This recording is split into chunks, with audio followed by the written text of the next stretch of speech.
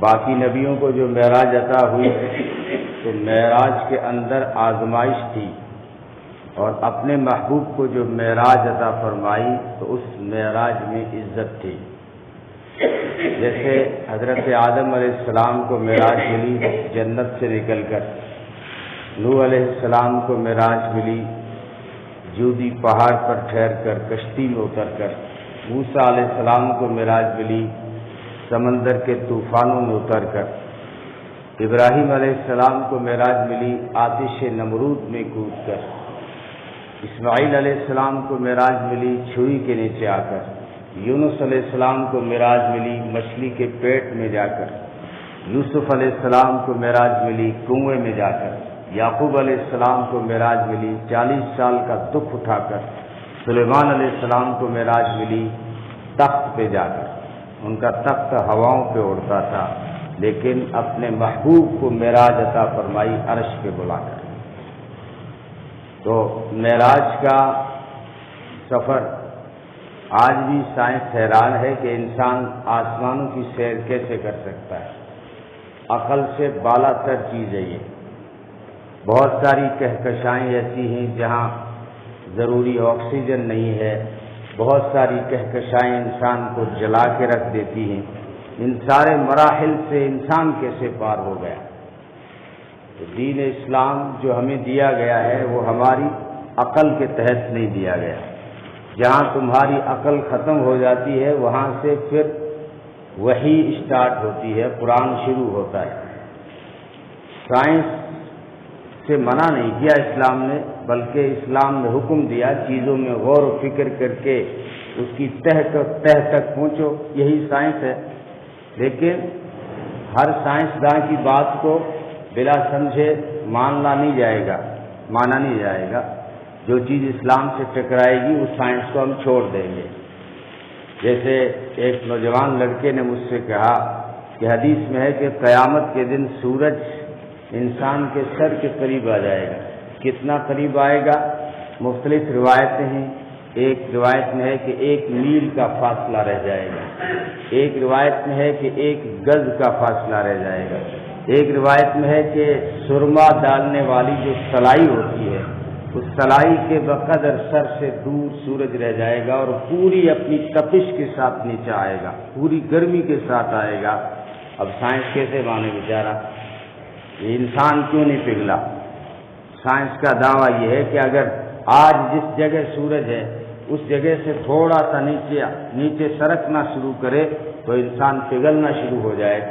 تو انسان پگھلے گا کیوں نہیں؟ حدیث کہہ رہی ہے کہ قیامت کا دن ہوگا، پسینہ آئے گا انسان کو، اپنے وہ پسینہ سورج کی گرمی سے نہیں آئے گا، وہ گناہوں کی گرمی سے آئے گا۔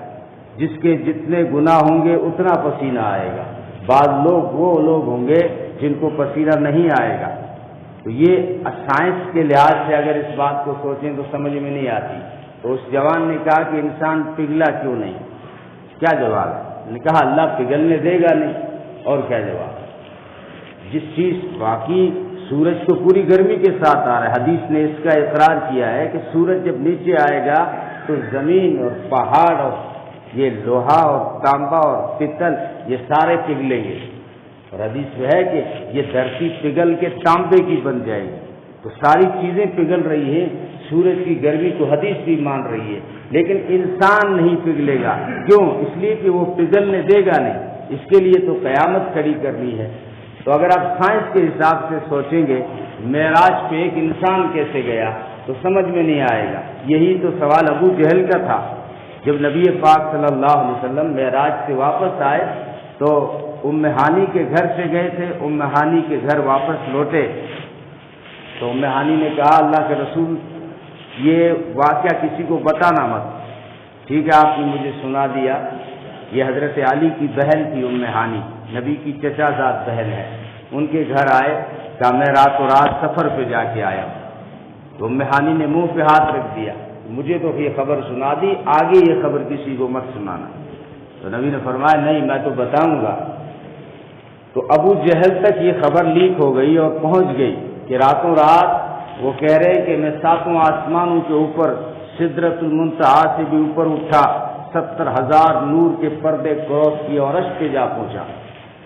تو ابو جہل نے کہا یہ تو کوئی مانے گا نہیں، خود موقع دے دیا اپنے آپ کو جھٹلانے کا، سیدھا دوڑ کے ابو بکر کے پاس گیا کہ ابو بکر یہ بھی مان لو گے کہ ابو بکر کی اگر سمجھ میں آ جاتا ہے، اگر ابو بکر وہاں سے پھر جاتے ہیں، ہٹ جاتے ہیں، باقی لوگوں کو واپس لانا آسان، اس لیے پہلے حضرت ابو بکر کے پاس گیا۔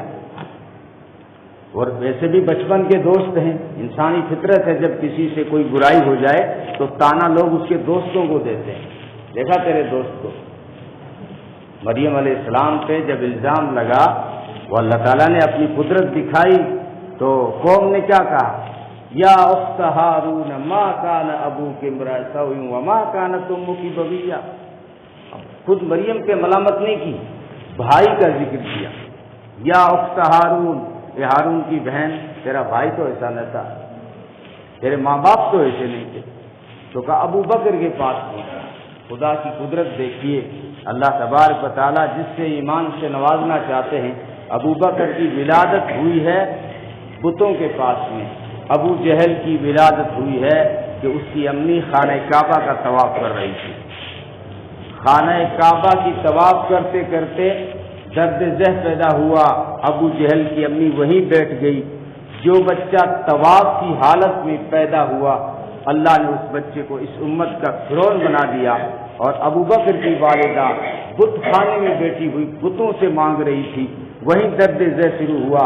بت خدے کے اندر جو بچہ پیدا ہوا، اللہ نے اس بچے کو اس امت کا ابو بکر صدیق بنا دیا۔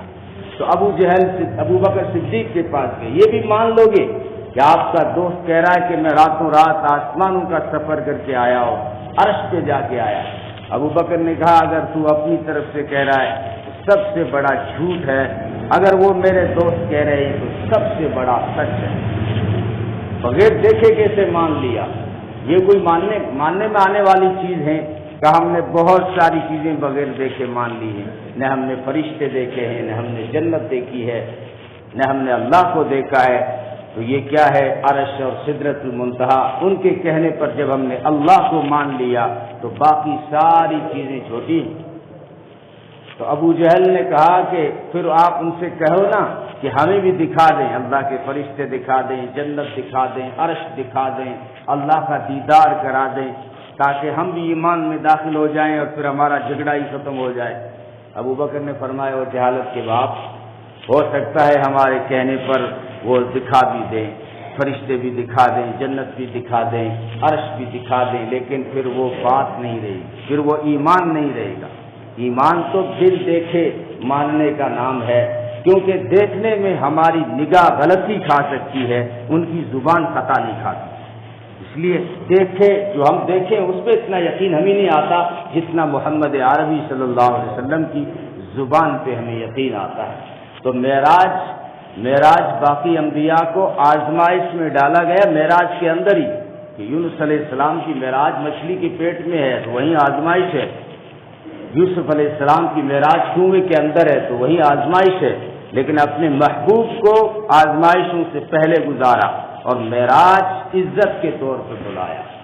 یہ دکھوں کا اور قربانیوں کا صلہ ہے معراج قربانیوں کا بدلہ دیا ہے، دکھوں کا حالات جو آئے پیچھے، شیب ابی طالب میں بند کر دیے گئے، 3 سال سوشل بائیکاٹ کاٹا، کھانے کو کچھ نہیں ہوتا تھا، پتوں پہ گزارا کیا، پھر سہارا دینے والی خدیجہ کا انتقال ہو گیا، سہارا دینے والے چچا ابو طالب کا انتقال ہو گیا، تو بڑی امیدوں کے ساتھ میں طائف گئے تھے کہ یہ نہیں میرا ساتھ دے رہے ہیں تو طائف والے جو ہے مجھے ساتھ دے دیں گے تو میرا کام چل جائے گا، میرا مشن آگے بڑھنے لگ جائے گا، لیکن طائف والوں نے تو وہ کیا کہ ایسا تو کسی نے سوچا بھی نہیں تھا، ایسا ظلم تو کسی نے کیا نہیں کہ 3 میل تک لگاتار مسلسل پتھر برسائے، کئی بار بے ہوش ہو جاتے تھے۔ تو ان دکھوں سے جب فارغ ہوئے ہیں تو اللہ تعالیٰ نے معراج پہ بلا کے اپنے محبوب کو تسلی دی کہ میرے محبوب تیری شان کو کوئی سمجھے یا نہ سمجھے، میرے نزدیک تو عرش سے بھی بلند ہے، ساری کائنات سے اوپر کھڑا کر کے دنیا کو پیغام دیا کہ ساری کائنات نیچے رہ گئی اور میرے محبوب کی شان بلند ہو گئی۔ پہلے آسمان پر پہنچے، عجیب سفر تھا یہ معجزہ کہتے ہی اسی چیز کو ہیں جو انسان کی عقل کو عاجز کر دے۔ عجیب سفر ہو رہا ہے، جبریل کو جو بلانے کے لیے بھیجا کہ میرے محبوب کو بلا کے آؤ، تو جبریل دروازے سے نہیں آیا، دروازے سے آ سکتا تھا لیکن چھت پھاڑ کے آیا۔ کیوں؟ اس لیے کہ یہ عجیب طریقے سے اس لیے آ رہا ہوں کہ یہ سفر ہی سارا عجیب ہے، اس لیے چھت پھاڑ کے داخل ہوا، دیکھا محمد عربی صلی اللہ علیہ وسلم استراحت میں ہیں، نیند میں ہیں، تو جبریل نے رب سے پوچھا کہ تیرا محبوب تو سو رہا ہے، میں کیسے جگاؤں، کس طرح جگاؤں، کیا یا محمد کہہ دوں؟ اللہ نے فرمایا وہ جبریل تو تو غلام ہے ان کا، تو تو نوکر ہے، میں ان کا خالق اور مالک ہوں، میں نے قرآن کے 30 پاروں میں کبھی یا محمد نہیں کہا، میں نے یا تو مسلمانوں نے مسجد پہ لکھا دیا یا محمد، ورنہ خدا نے یا محمد کہہ کے نہیں پکارا، صفات سے پکارا ہے۔ نام لے کے جو ہے کسی بڑے کو بلانا بے ادبی ہوتی ہے، آپ جو ہے والد صاحب کو کہہ دیں اے سلیم، بے ادبی ہوگی، حالانکہ اللہ تو سب سے بڑا ہے، لیکن ہمیں ادب سکھا رہا ہے کہ میرے محبوب کو یوں نہیں پکارا جاتا، جبریل تو نوکر ہے، یا محمد کے کہہ کے مت پکار۔ یا اللہ پھر کس طرح اٹھاؤں تیرے محبوب کو، کیا میں ہلا کے اٹھا دوں؟ کہا نہیں، اسلام نے اٹھانے کے بھی آداب سکھائے ہیں، اگر کوئی شخص نیند میں ہو تو اس کو بازو پکڑ کے ہلایا مت کرو۔ آج سائنس نے کہا ہے کہ اگر تم نیند میں سو ہوئے شخص کو یہاں سے ہلاؤ گے تو ہو سکتا ہے کہ یہاں سے اس کا ہاتھ ہل جائے، وہاں سے اس کا دل ہل جائے، خطرہ ہے۔ تو اٹھانے کا طریقہ کیا ہے کہ اس کے پاؤں کو ہلاؤ۔ سیکھو تبلیغیوں سے، جب تہجد میں کسی کو اٹھاتے ہیں تو اس کے پاؤں کو دبایا جاتا ہے، اس کے پاؤں کو ہلایا جاتا ہے، کیونکہ پاؤں کو ہلانے سے اتنی ہڑبڑاہٹ نہیں ہوتی، اس لیے جب موت کا فرشتہ انسان کی روح نکالنے آتا ہے تو پاؤں سے شروع کرتا ہے۔ کہاں سے شروع کرتا ہے؟ پاؤں سے شروع کرتا ہے۔ غسل کرنے سے پہلے آپ ٹھنڈے پانی سے نعرے ہمت نہیں ہو رہی ہے، اسلام نے کہا پہلے وضو کر، ہاتھ پاؤں دو، پھر تیری ہمت بڑھ جائے گی، پھر تیرے لیے مشکل تیری آسان ہو جائے گی۔ تو جبریل یار تیرا محبوب سو رہا ہے، کیسے اٹھاؤں؟ تو فرمایا یہ تیرے جو کافوری لب ہے نا، مشکی اور عنبری ہونٹ، اس کو رکھ میرے محبوب کے پاؤں کے تلووں پر، بوسہ دے، بس بوسہ دینا تیرا کام ہے، پھر محبوب کو جگانا میرا کام ہے۔ اب جبریل نے اپنے ہونٹ محمد عربی کے قدموں پہ رکھے اور بوسہ دیا اور لگا رہا، نبی کی آنکھ کھل گئی، جبریل نے اٹھا۔ جبریل نے خطابت کے انداز میں اگر کہوں جبریل تو کیوں نہیں اٹھا، مقصد تو پورا ہو گیا، مقصد تو جگانا تھا، اللہ کا محبوب جاگ کے کھڑا ہو گیا، لیکن تو ابھی بھی پاؤں میں لگا ہوا ہے۔ جبریل کہنے لگا رہنے دو، میں نے جنت میں نہ جنت کی گلیوں میں نہ جنت کی کلیوں میں وہ مزہ دیکھا، مزہ جو محمد کے پاؤں کی تلیوں میں دیکھا صلی اللہ علیہ وسلم۔ یہ عجیب سارا سفر ہے، براق حاضر کیا گیا، نبی پاک صلی اللہ علیہ وسلم جب اس پہ سوار ہونے لگے تو وہ ہلنے لگا۔ جبریل نے کہا، اس سے ڈانٹ کے آئی کہ اللہ کا محبوب ہے، اللہ نے بلایا ہے، ساری کائنات کا سردار ہے، یہ تجھ پہ سوار ہو رہے ہیں، تو یوں ہل رہا ہے۔ کہنے لگا میں خوشی میں وجد کر رہا ہوں، میری قسمت پہ آج ناز کر رہا ہوں کہ جنت میں اور بھی بہت سارے براق تھے، مجھ سے زیادہ موٹے بھی تھے، مجھ سے زیادہ تکڑے اور براق تھے، میں تو کمزور سا تھا لیکن میں رویا کرتا تھا، جنت کے اندر دعا کیا کرتا تھا، اے اللہ تیرے محبوب کو کبھی اوپر بلانا تو مجھ پہ سوار کر کے بلانا، شاید میرا رونا اللہ کو پسند آ گیا، آج میرا نمبر لگ گیا، اس لیے میں ناز کر رہا ہوں۔ تو نبی پاک صلی اللہ علیہ وسلم سوار ہوئے تو نبی کا چہرہ خشک پڑ گیا اور غم کے آثار چہرے پہ نمایاں صاف نظر آنے لگے۔ تو جبریل نے کہا اللہ کے محبوب یہ تو غم کی جگہ ہی نہیں ہے، سارے آسمانوں پہ آج دھوم ہے، سارے فرشتے آپ کا انتظار کر رہے، بلکہ نبیوں کو اللہ نے آج صفوں میں کھڑا کر دیا ہے اور اللہ خود آپ کے دیدار کا اشتیاق رکھتا ہے، تو آج آپ کے چہرے پہ غمی کیوں؟ نبی نے فرمایا میرا اتنا اعزاز کیا جا رہا ہے، میری اتنی عزت کی جا رہی ہے، میرا اتنا استقبال کیا جا رہا ہے، لیکن میری امت کا کیا ہوگا؟ پھر اللہ نے ذمہ داری لی، میرے محبوب تیری گنہگار امت کا میں خود کفیل ہوں۔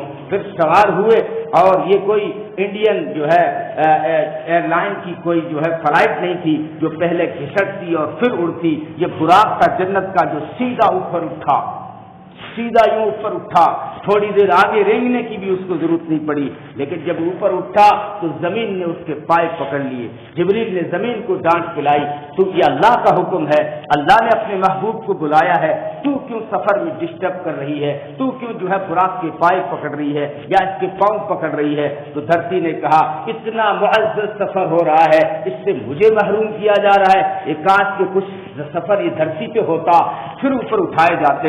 پھر اللہ کا حکم آیا سبحان الذی اسری بعبدہ لیلا من المسجد الحرام الی المسجد الاقصی، کہ اب مسجد حرام یعنی مکہ سے بیت المقدس تک کا سفر زمینی سفر ہوگا، پھر وہاں سے آسمانوں کو اٹھائے جائیں گے۔ اب یہ براق تھا، براق برق سے ہے، برق کے معنی ہے بجلی، کیونکہ بجلی کی رفتار سے اس کی برق کی رفتار کیا ہے؟ 1,40,000 ایک سیکنڈ میں 1,40,000 میل پار کر جاتی ہے بجلی، ایک سیکنڈ میں 1,86,000 ایک سیکنڈ میں اتنے میل پار کر جاتی ہے، تو اسی سے یہ نکلا ہے براق، برق سے ہے یعنی بجلی کی رفتار سے، جہاں نگاہ پڑتی تھی وہاں اس کا ایک قدم پڑتا تھا، بس اٹھا اور مدینہ آ گیا۔ یہ مدینہ آ گیا، کیوں؟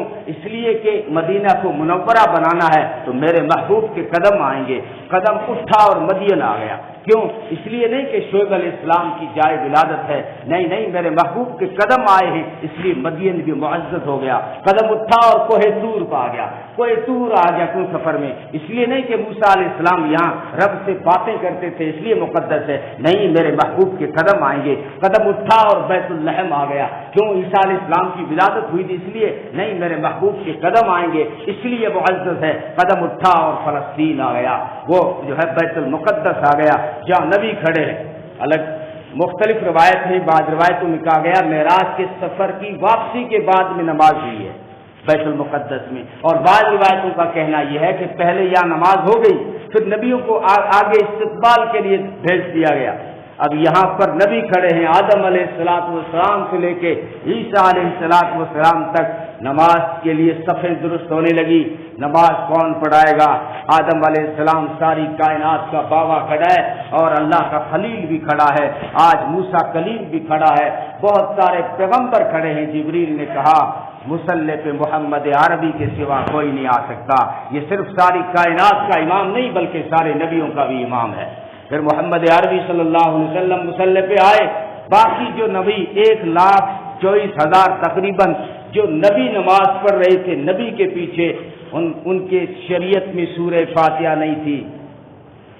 عجیب مسئلہ بتا رہا ہوں یہاں پر، ان کی شریعت میں انہیں قرآن نہیں دیا گیا تھا، ان کی شریعتیں الگ تھی، ان کی کتابیں الگ تھی، انہوں نے محمد عربی کے پیچھے نماز پڑھی، انہوں نے پیچھے کھڑے ہو کے فاتحہ نہیں پڑھی۔ پوچھ لینا علماء سے، اہل حدیث چکری تو گھماتا ہے لوگوں کی کہ لا صلاۃ لمن لم یقرأ بفاتحۃ الکتاب، کہ جو فاتحہ نہیں پڑھے گا اس کی نماز نہیں ہوئی۔ مجھے یہاں بتانا 1,24,000 نبی کھڑے ہیں نبی کے پیچھے، انہوں نے فاتحہ نہیں پڑھی، پھر بھی ان کی تو نماز ہو گئی، تو کیوں مسلمانوں میں جھگڑے ڈالتا ہے کہ نماز نہیں ہوگی؟ اب یہاں محمد عربی صلی اللہ علیہ وسلم اوپر اٹھے، لیکن نبیوں کو پہلے سے استقبال کے لیے بھیج دیا گیا۔ پہلے آسمان پر پہنچے، آدم علیہ السلام سے ملاقات ہوئی، دوسرے آسمان پر پہنچے، حضرت یحییٰ علیہ السلام اور عیسیٰ علیہ السلام سے ملاقات ہوئی، تیسرے آسمان پر پہنچے، حضرت یوسف علیہ السلام سے ملاقات ہوئی، چوتھے آسمان پر پہنچے، حضرت ادریس علیہ السلام سے ملاقات ہوئی، پانچواں آسمان پر پہنچے، حضرت ہارون علیہ السلام سے ملاقات ہوئی، چھٹے آسمان پر پہنچے، حضرت موسیٰ علیہ السلام سے ملاقات ہوئی، ساتویں آسمان پر پہنچے، حضرت ابراہیم علیہ السلام سے ملاقات ہوئی۔ باقی سارے استقبال کے لیے کھڑے ہوئے، لیکن ابراہیم علیہ السلام ٹیک لگا کے بچوں کو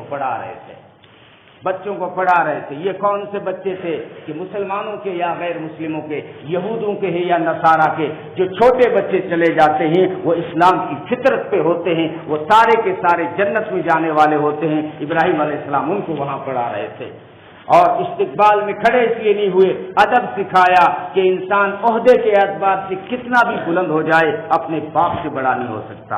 میں مفتی ہو گیا، لیکن مفتی ہو گیا تو کیا ہو گیا؟ تیرا باپ جب تیرے سامنے آئے گا، باپ چارپائی پہ بیٹھے گا، تو نیچے زمین پہ بیٹھے گا۔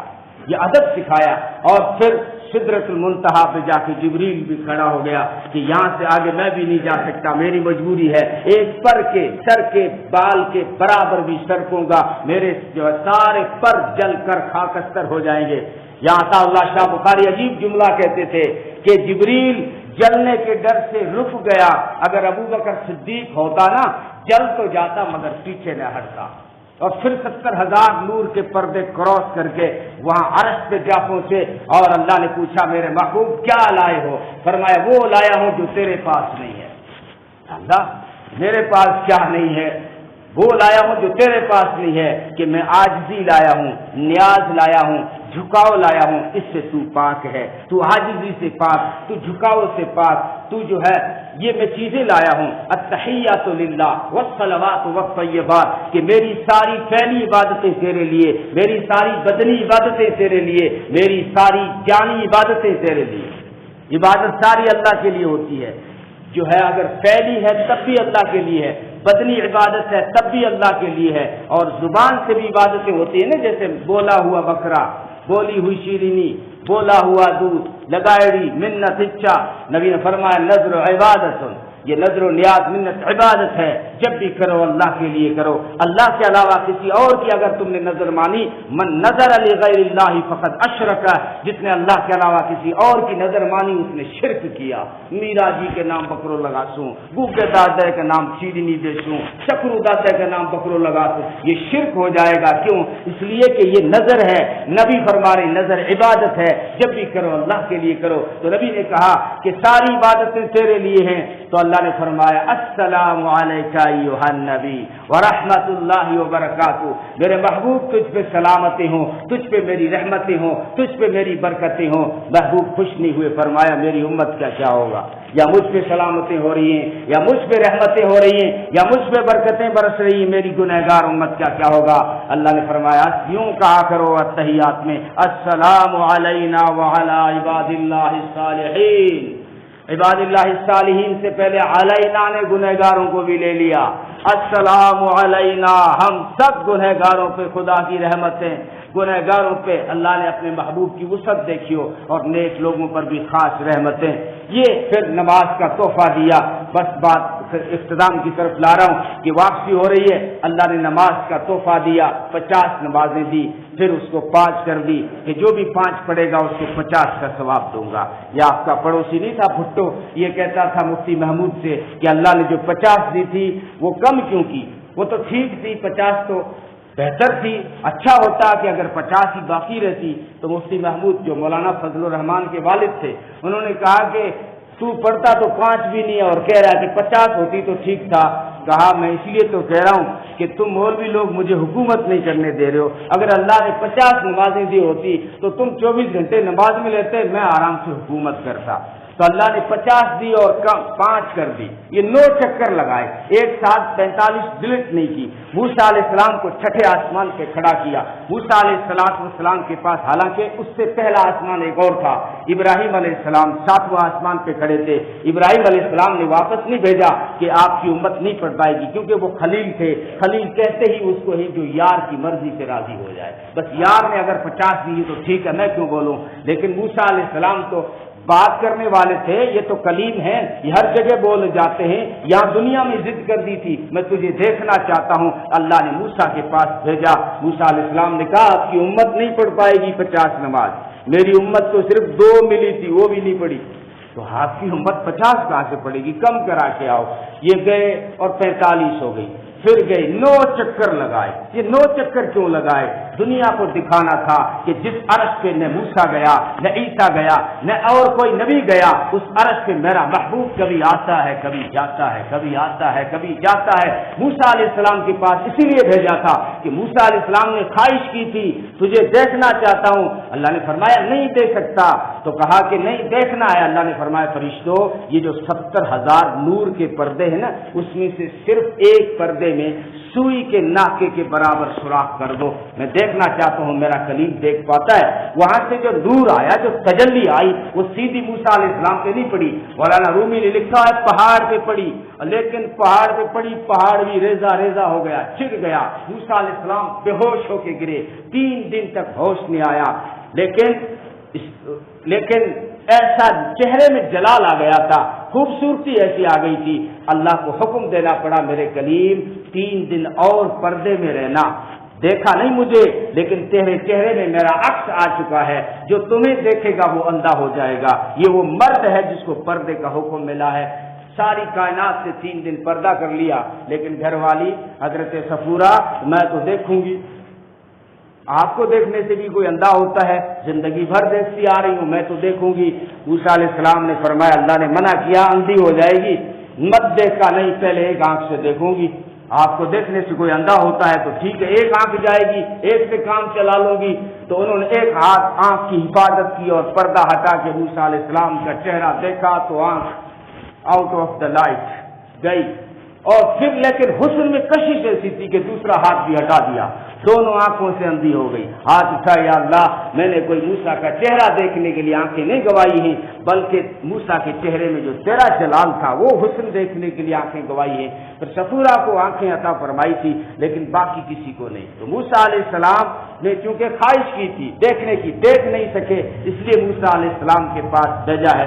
تو جب اوپر چڑھ رہے تھے تو ایک منظر دیکھا، میں کئی بار سناتا بھی ہوں کہ پہلے آسمان پہ فرشتے قیام میں کھڑے تھے، دوسرے آسمان والے فرشتے جو ہے رکوع میں تھے، تیسرے آسمان والے فرشتے سجدے میں تھے، چوتھے آسمان والے اتحیات میں تھے، پانچواں آسمان والے تسبیح پڑھ رہے تھے، اور چھٹے آسمان والے تعریفیں بیان کر رہے تھے، ساتواں آسمان والے خدا کی پاکی بیان کر رہے تھے۔ اس وقت نبی کے دل میں خواہش پیدا ہوئی، کاش کہ کوئی ایسی عبادت میری امت کو مل جائے جو یہ فرشتے 7 آسمانوں والے کر رہے ہیں۔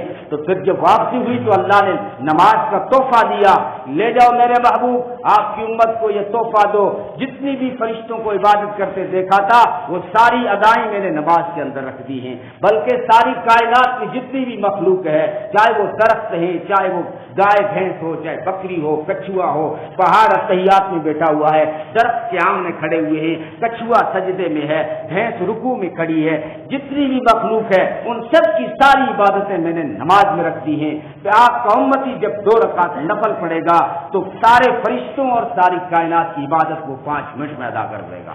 یہ نماز ہے، اس کو زندگی میں ساتھ رکھیں۔ اللہ تعالیٰ مجھے اور آپ کو بھی عمل کی توفیق عطا فرمائے۔ سنتیں پڑھ لیں۔